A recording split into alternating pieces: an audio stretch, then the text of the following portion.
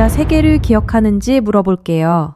2022년 2월 24일, 2023년 10월 7일, 2025년 6월 22일.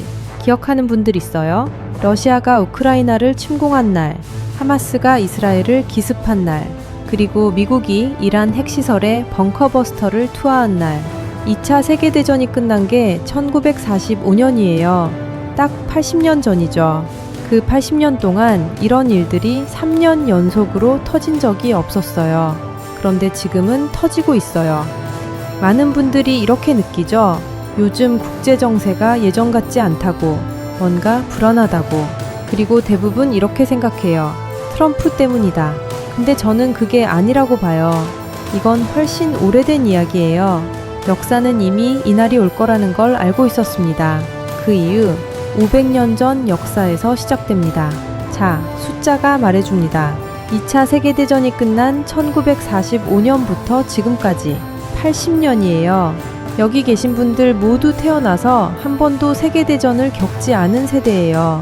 그게 얼마나 드문 일인지 우리는 너무 익숙해서 느끼질 못해요.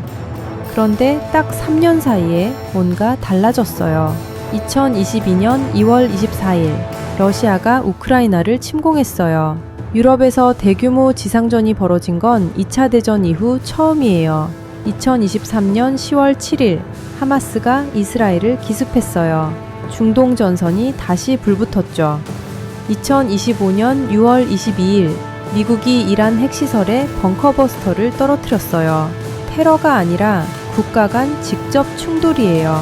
이게 우리한테 무슨 의미냐면 80년 동안 없었던 일들이 3년 만에 한꺼번에 터진 거예요. 우연이 아닌 거죠. 근데 왜 이게 다 지금 터지는 건지 그 뿌리가 미국에 있어요. 미국 하면 어떤 이미지가 떠올라요? 세계 경찰, 민주주의의 수호자, 어디서든 문제가 터지면 달려가는 나라. 근데 자, 여기서 핵심인데요. 그건 미국의 진짜 DNA가 아니에요. 미국의 초대 대통령 조지 워싱턴이 퇴임할 때 이런 말을 남겼어요. 미국은 어떤 외국과도 영원한 동맹을 맺어서는 안 된다. 외국 분쟁에 끼어들었다가 그 불똥이 미국으로 튀면 안 된다는 거죠. 왜 그런 생각을 했냐면 미국은 굳이 남의 일에 나설 필요가 없는 나라예요. 대서양과 태평양이 양쪽에서 막아주고 자원은 넘치고 인구도 많고 혼자서 잘 살 수 있어요. 이 고립주의가 건국 이래 100년 넘게 이어졌어요. 그런데 이걸 강제로 깬 나라가 있어요. 일본이에요. 1941년 12월 7일, 일본이 하와이 진주만을 기습했어요. 일본의 계산은 이랬어요.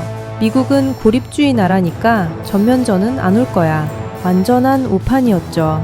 다음날 루즈벨트 대통령이 참전을 선언했어요. 그리고 그때부터 80년간 미국은 세계 경찰이 됐어요. 근데 지금 그 80년이 끝나가고 있어요. 그리고 이건 트럼프 때문이 아닙니다. WTO라고 들어봤죠? 세계 무역 분쟁을 해결하는 기구예요. 상소위원이라는 재판관들이 최종 판단을 내려요. 지금 그 상소위원이 한 명도 없어요. 완전 공석이에요. 언제부터 이렇게 됐냐? 2011년이에요. 누가 대통령이었죠?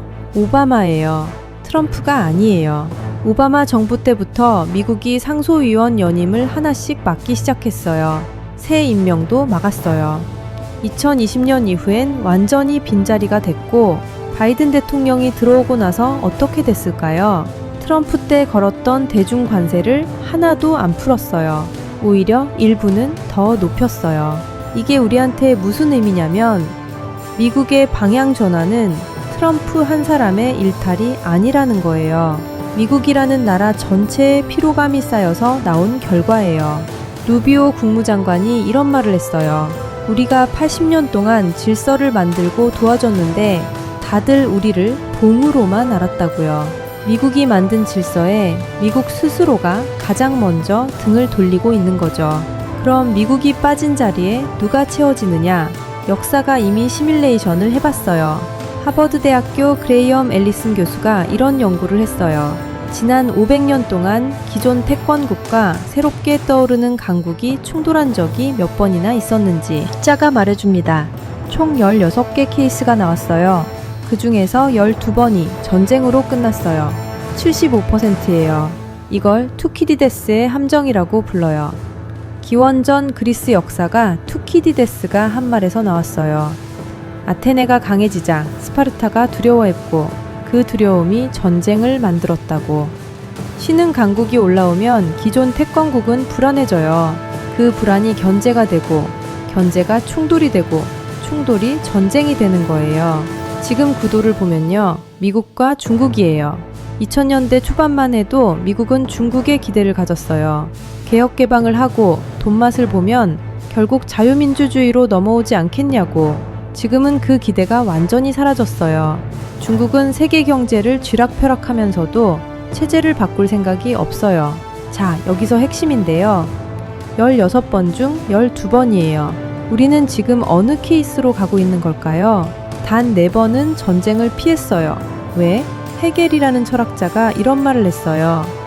경험과 역사가 가르쳐주는 것은 인류가 역사에서 아무것도 배우지 못했다는 것이다. 조금 암울하게 들리죠? 근데 저는 다르게 읽어요. 맞아요. 인류는 계속 같은 실수를 반복했어요. 전쟁이 끝나도 또 전쟁이 터지고. 그런데요. 그 참혹한 상황에서도 인류는 매번 살아남았어요. 그것도 그냥 버텨서가 아니라 결정적인 순간에 누군가 이타심을 발휘했기 때문이에요. 협상 테이블에 앉은 누군가, 협정에 서명한 누군가, 햇버튼 앞에서 손을 뺀 누군가. 투키디데스의 함정에서 전쟁을 피한 4번의 케이스가 그 증거예요. 피하는 게 가능하다는 거죠. 역사는 이미 답을 알고 있어요. 최악의 결말을 알고 있는 사람이 많아질수록 그 결말을 막는 선택을 할 수 있어요. 지금 80년의 국제 질서가 무너지고 있는 건 사실이에요. 불안한 것도 맞아요. 근데 역사가 보여주는 건 인류는 언제나 최악보다는 조금 더 나은 선택을 했다는 거예요. 우리가 그걸 알고 있는 한.